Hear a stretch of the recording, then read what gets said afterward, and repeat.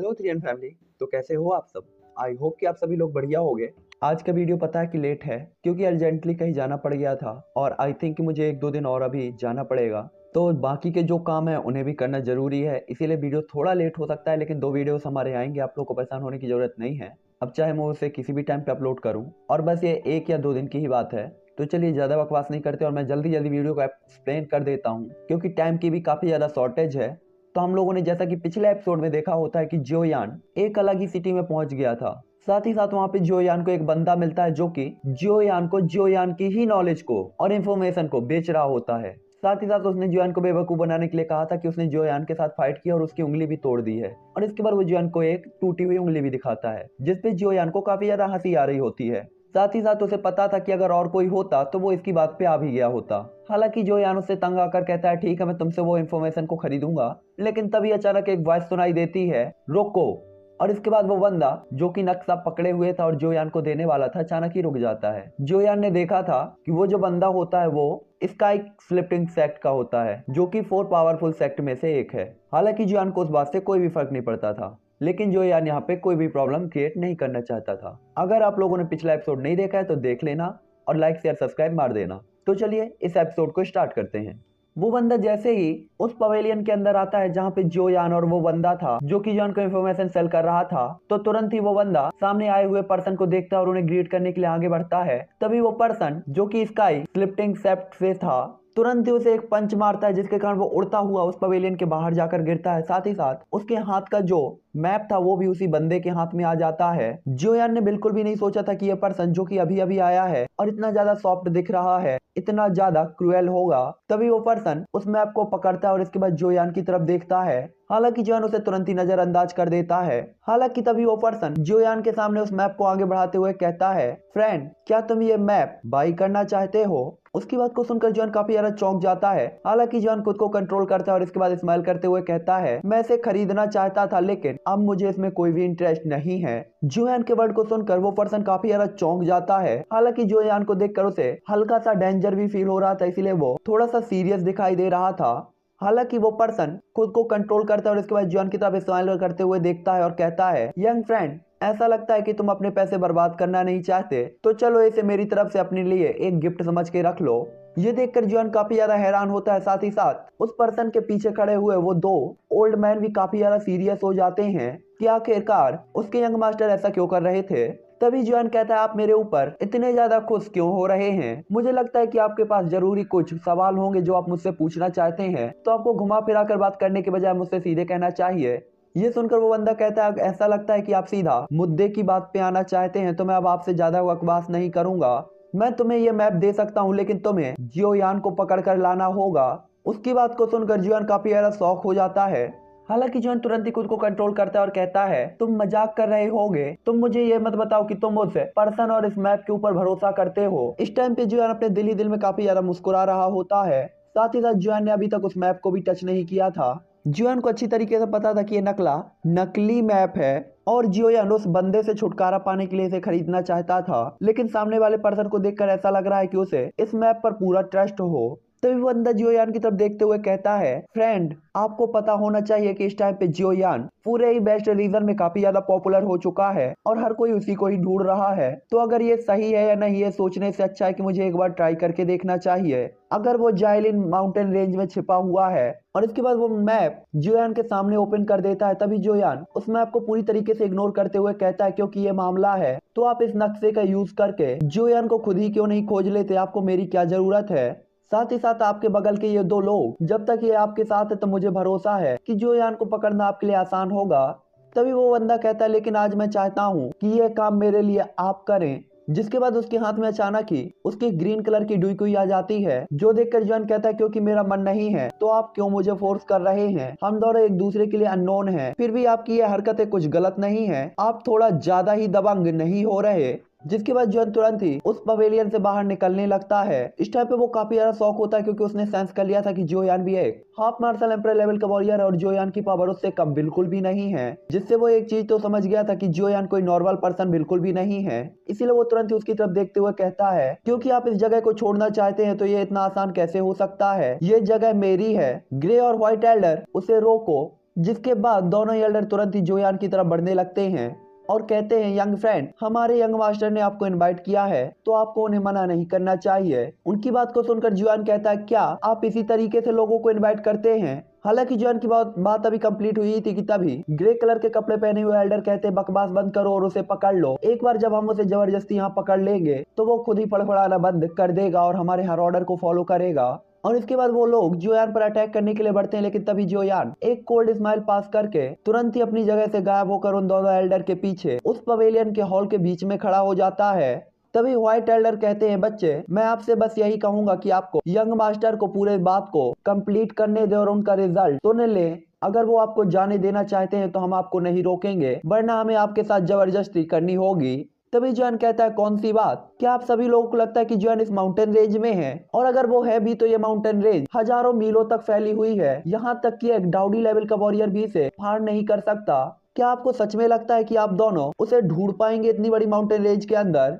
तभी grey colour के कपड़े पहने हुए एल्डर कहते हैं, ऐसा लगता है कि आप हेल्प करने को रेडी नहीं हैं। लिटिल बास्टर्ड, आज तक एक भी ऐसा पर्सन नहीं है जिसे यंग मास्टर ने अपनी हेल्प के लिए इनवाइट किया हो और उसने मना कर दिया हो। भले ही आप हाफ मार्शल एम्परर लेवल के वॉरियर हैं, आप अपने बारे में भी भूल सकते हैं। जिसपे जुआन कहता है, वो ऐसा है क्या? तो चलिए देख लेते हैं। ये देखकर वो एल्डर तुरंत ही कहते, क्या तुम मरना चाहते हो? ये सुनकर वो दोनों ही एल्डर अपने 8 star down half martial emperor level के ऑरे को स्प्रेड कर देते हैं और आसपास खड़े हुए सभी लोग प्रेशर में काफी ज्यादा बुरी तरीके से जोयान की तरफ देखने लगते हैं और इमोशनल होते हैं, क्योंकि उन्हें लगता है कि आज तो जोयान गया।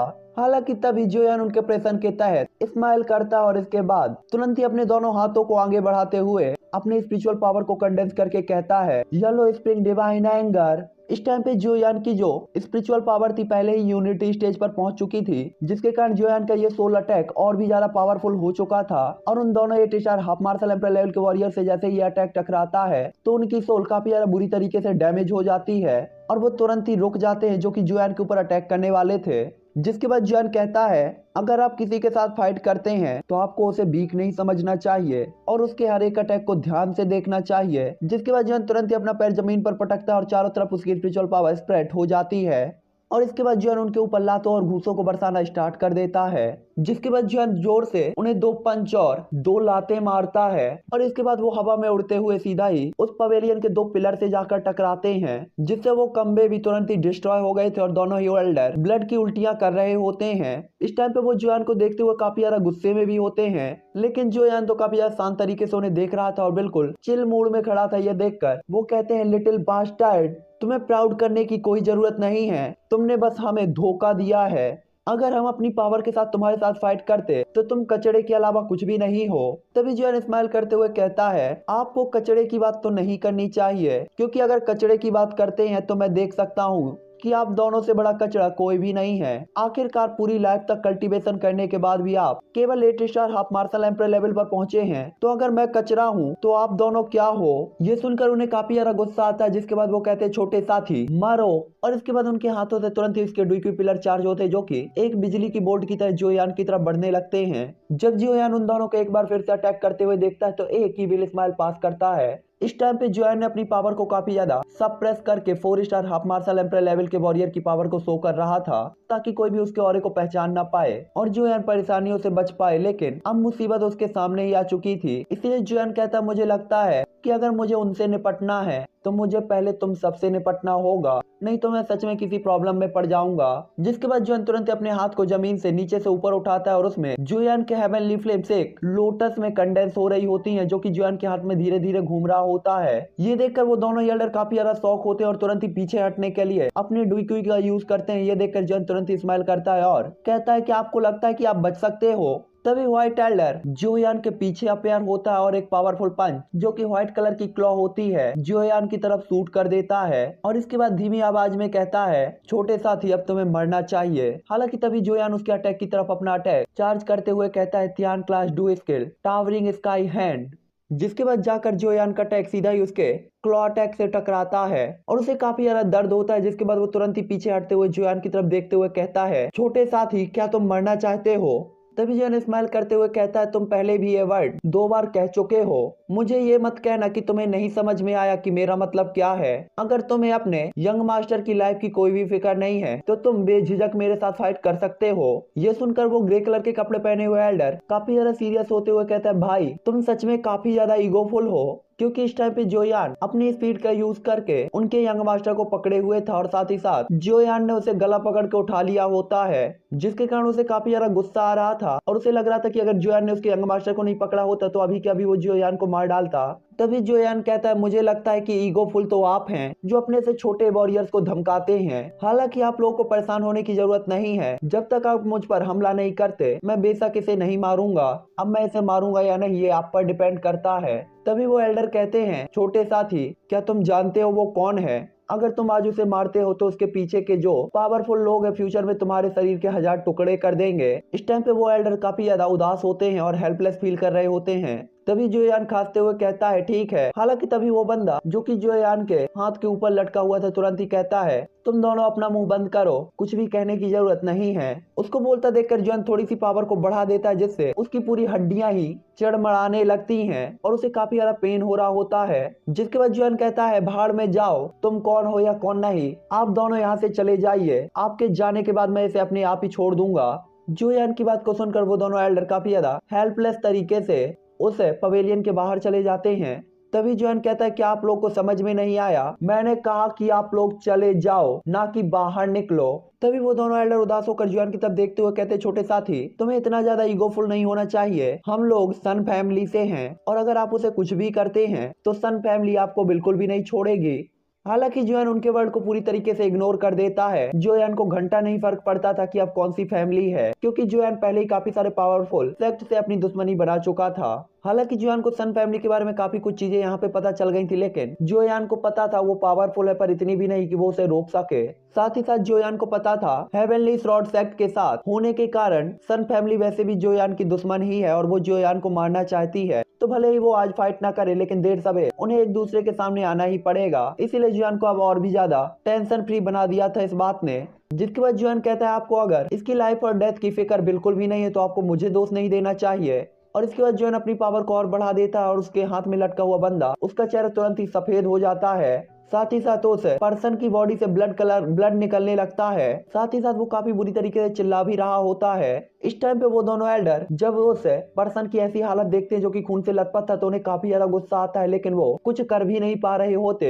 हालांकि वो खुद को कंट्रोल करते हुए कहते हैं भाई अगर तुम हमारे यंग मास्टर को छोड़ देते हो तो हम गारंटी देते हैं कि हम तुम्हें जाने देंगे, लेकिन अगर तुम यही इस बात पे जोर देते हो कि हम यहाँ से गायब हो जाएं तो फिर हम तुम्हें पकड़ के मार डालेंगे और जिंदगी भर के लिए सन क्लेन की जेल के अंदर बंद कर देंगे, जहाँ पे तुम्हारी हालत मौत से भी ज्यादा बदतर होगी। उनकी बात को सुनकर जोयान कहता है ऐसा लगता है कि आपको अपने यंग मास्टर की बिल्कुल भी फिक्र नहीं है, तो अगर ये मामला है तो मैंने जो कहा है अब मैं वही करूंगा। और इसके बाद जोयान तुरंत ही अपने हाथ को जमीन पर पटक देता है और टकराने की आवाज के साथ चारों तरफ धूलें उड़ने लगती है। इस टाइम पे ये एल्डर देखकर काफी ज्यादा सीरियस हो जाते हैं। उन्हें उम्मीद नहीं थी कि अपने क्लेन का नाम बताने के बाद भी जोयान इस तरीके का काम करने की हिम्मत करेगा।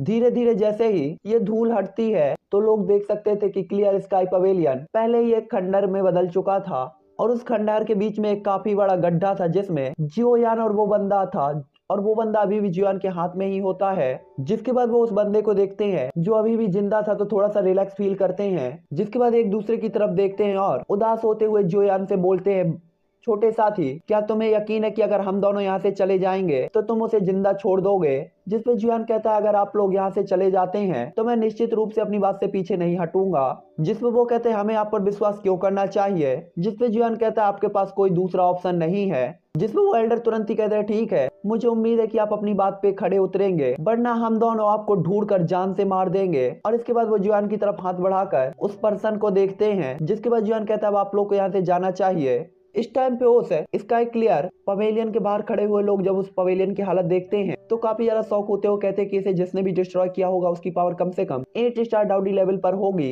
लेकिन जब वो जोयान की पावर को स्कैन करते हैं तो उन्हें 4 star half martial emperor level की पावर मिलती है, जो देखकर वो काफी ज्यादा चौंक जाते हैं।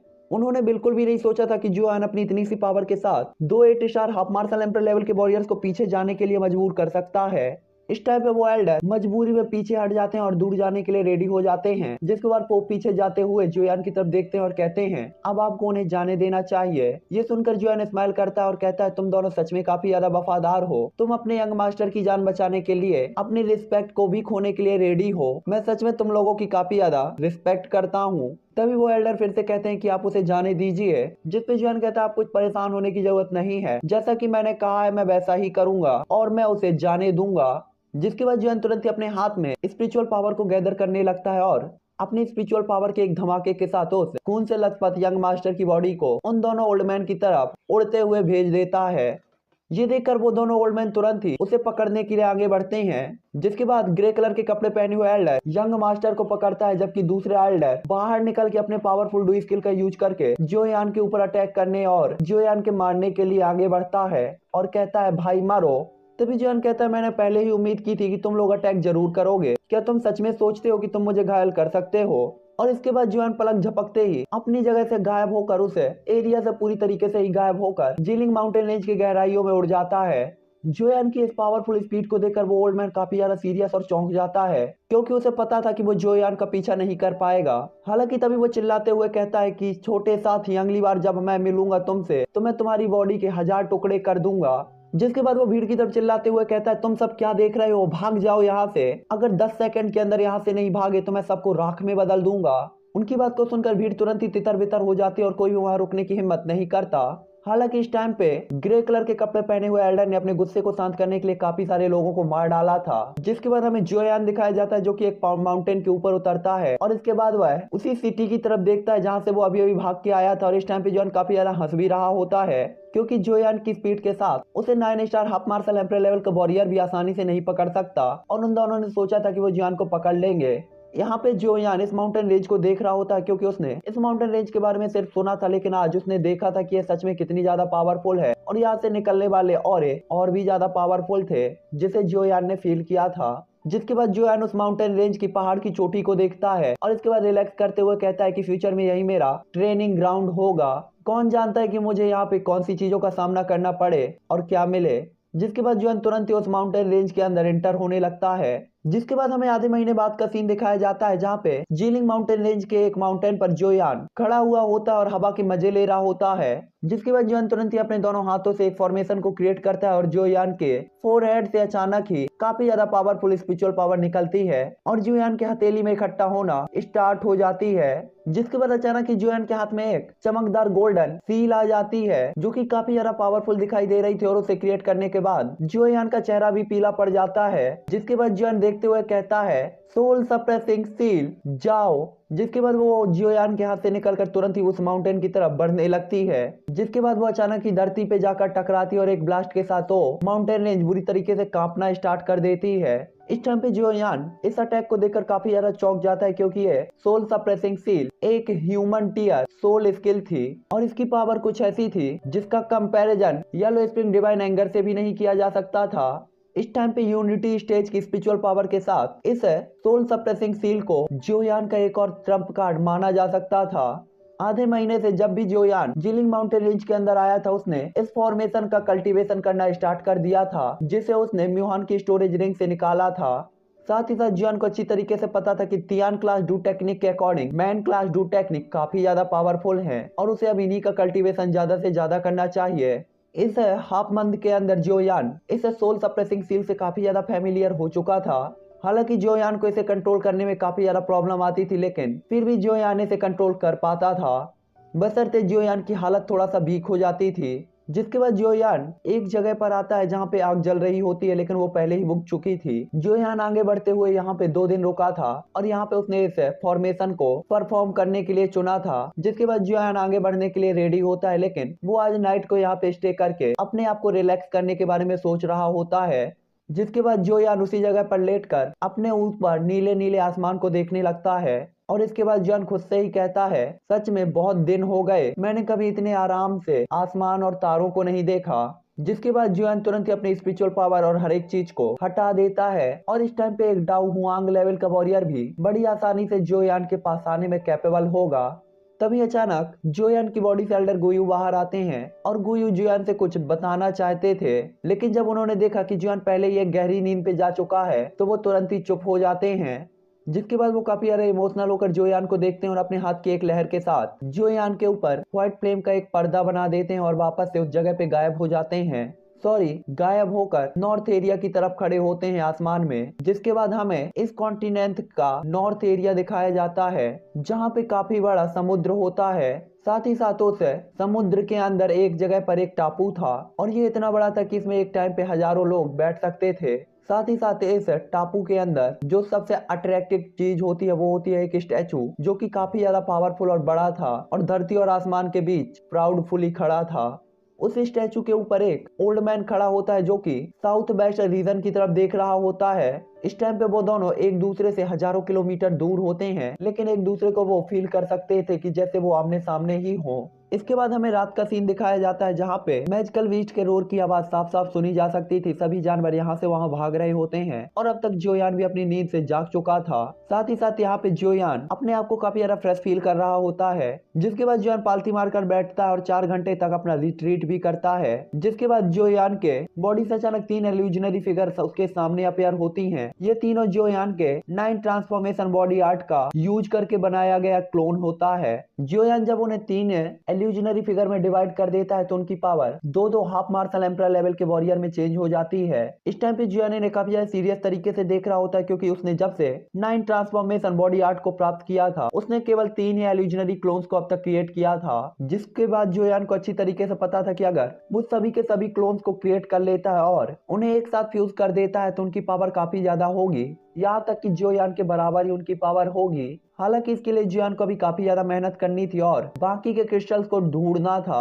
जोयान तुरंत ही अपने एक ही ऑर्डर के साथ उन तीनों इल्यूजनरी क्लोन्स को एक साथ फ्यूज कर देता है और इसके बाद उनकी पावर तुरंत ही बढ़ के 4 star half martial emperor level पर पहुंच जाती है। जीलिन माउंटेन रेंज जोयान के सोच से भी काफी ज्यादा बड़ी होती है। यहाँ पे जोयान 7 दिन से ट्रेवल कर रहा था लेकिन अभी भी जोयान जीलिन माउंटेन रेंज के आउटर एरिया में ही था और अब तक जोयान को जीलिंग माउंटेन रेंज के अंदर एंटर हुए 1 महीना बीत चुका होता है और जोयान अपने हाफ मार्शल एम्परर लेवल के वॉरियर की स्पीड के साथ भी आधे महीने तक कंटिन्यू उड़ने के साथ जीलिंग माउंटेन रेंज के डीप एरिया में अब तक एंटर नहीं हो पाया था। इसी से आप लोग अंदाजा लगा सकते हैं कि जीलिंग माउंटेन रेंज कितना ज्यादा बड़ा था। यहाँ पे जोयान जीलिंग माउंटेन रेंज के साथ क्रॉस हो रहा था और साथ ही साथ वो चारों तरफ अपनी स्पिरिचुअल पावर से जांच भी कर रहा होता है। इस टाइम पे जोयान शायद कोई चीज ढूंढ रहा था और उसे भरोसा था कि हो सकता है अगर उसकी किस्मत अच्छी हुई तो वो उसे यहाँ पे मिल सकती है। हालांकि जोयान को काफी देर तक स्कैन करने के बाद कुछ नहीं मिलता, जिसके बाद जोयान अपनी स्पिरिचुअल पावर को वापस लेने ही वाला था कि तभी उसे एक पावरफुल ऑरा फील होता है जो कि काफी ज्यादा गर्म था टेम्परेचर में। ये देखकर जोयान तुरंत ही शॉक होते हुए कहता है ये ऑरा जो कि इतना ज्यादा हाई टेम्परेचर का है ये तो केवल फायर एनर्जी क्रिस्टल का ही हो सकता है और यही वो चीज थी जिसे जोयान खोज रहा था ताकि वो अपने एक और इल्यूजनरी क्लोन को क्रिएट कर पाए। जिसके बाद जोयान तुरंत ही खुश होकर इसका एक्सट्रैक्शन स्टेप का यूज करता है और उसी जगह की तरफ बढ़ना स्टार्ट कर देता है जहां से उसे ये ऑरा फील हुआ था। जिसके बाद हमें एक फाइट दिखाई जाती है उसी माउंटेन के अंदर की जहां पे एक हाफ एजेड मैन किसी पावरफुल मैजिकल बीस्ट के साथ फाइट कर रहा होता है और वो मैजिकल बीस्ट तुरंत ही उसे एक पूंछ से हिट करता है जिसके कारण उस हाफ एजेड मैन का जो डुइक्वी आर्मर होता है टूट जाता है और वो बंदा ब्लड की उल्टियां करता हुआ गेंद की तरफ पीछे जाकर गिरता है। इस टाइम पे वो हैवीली इंजर्ड हो चुका था और अगर समय रहते उसे ट्रीटमेंट नहीं दिया गया तो हो सकता था कि वो मर भी जाए। तभी अचानक एक वॉइस आती है अंकल जी, जिसके बाद हमें एक लड़की दिखाई जाती है जो कि काफी ज्यादा डरे हुए उस हाफ एजेड मैन को देख रही होती है। इस टाइम पे उसका गुलाबी सा चेहरा तुरंत ही पीला पड़ गया था और उसकी आंखों से आंसू डम डम बह रहे होते हैं। इस टाइम पे अंकल जी जिसका उस लड़की ने नाम लिया था उसके ग्रुप में सबसे ज्यादा पावरफुल पर्सन थे और अगर वो इस मैजिकल बीच के लिए कोई भी मैच नहीं थे तो ये सोचना काफी ज्यादा मुश्किल था कि आखिरकार बिग किस तरीके से यहाँ से बचेंगे। उस लड़की की बात को सुनकर सभी लोग हाफ एजेड मैन की तरफ देखते उन्हें पता था कि अगर वो उससे फाइट नहीं कर पाए तो इनमें से कोई भी उसके साथ फाइट नहीं कर पाएगा। तभी अचानक एक गर्जना के बाद एक पावरफुल रोर सुनाया जाता है, ह्यूमन तुम्हारी हिम्मत कैसे हुई इस किंग के आराम में बाधा डालने की, आज तुम में से कोई भी जिंदा यहाँ से वापस नहीं जाएगा। जिसके बाद वो उन सभी लोगों की तरफ बढ़ने लगता है। ये देखकर सभी लोग काफी ज्यादा डर जाते हैं। तभी अंकल जी उस लड़की की तरफ देखते हुए कहते हैं सुइयर जल्दी से भागो।